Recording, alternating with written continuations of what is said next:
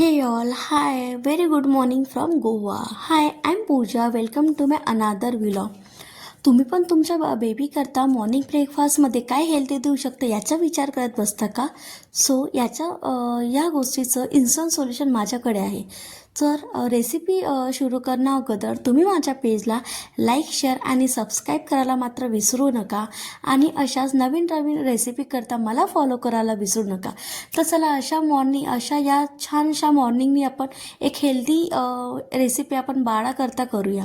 So इथे मी हे घेतलेले आहेत, स्वीट पोटॅटोज घेतलेले आहेत. छान त्याला वॉश करून घेतलेले आहेत. वॉश करून झाल्यानंतर इथे कुकरमध्ये छान मी त्याला बॉईल करून घेणार आहेत. छान बॉईल झाल्यानंतर स्वीट पोटॅटोला मी इथे छान त्याचे पील करून घेणार आहे. छान त्याला शिलके काढून घेणार आहेत. शिलके व्यवस्थित रित्या तुम्ही काढून घ्या. शिलके काढल्यानंतर मॅशरद्वारे मॅश करून घ्या. जर तुमच्या घरी मॅशर नसेल तर हाताने तुम्ही व्यवस्थितरित्या तुम्ही त्याला मॅश करून घ्या. तर मी आता इथे अमूलचं कावघी यूज करते आहे. तर मी इथे 1 स्पून इथे मी अमूलचं कावघी एका पॅनमध्ये मी ॲड करून घेतलेले आहेत. घी ॲड झाल्यानंतर जे आपण स्वीट पोटॅटो मॅश करून घेतलेले आहेत त्या स्वीट पोटॅटोला आपण पॅनमध्ये छान घीमध्ये छान त्याला आपण परतून घेऊया.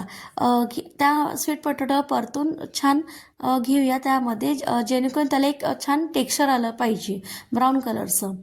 तर मी इथे आता इथे मिल्क ॲड करते आहे.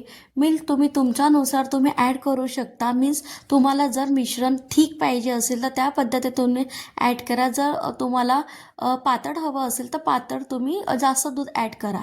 तर मी इथे स्वीट पोटॅटो थोडं गोडसर स्वाद यावा म्हणून मी इथे जॅगरी पावडर यूज करते आहे.